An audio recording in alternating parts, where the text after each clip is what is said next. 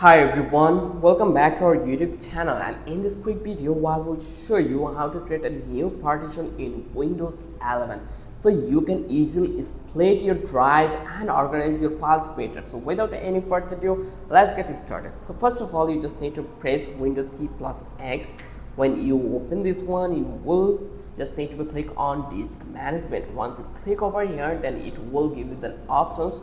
This built-in tools lets you shrink, create and manage partitions without any extra software. Next, find the drive you want to split. Let's say we have one drive, it's 244 GB, so I want to split this one. So I will come over to that place, then I will select the name, what is D, and I will select it, and then I will click on sync volume.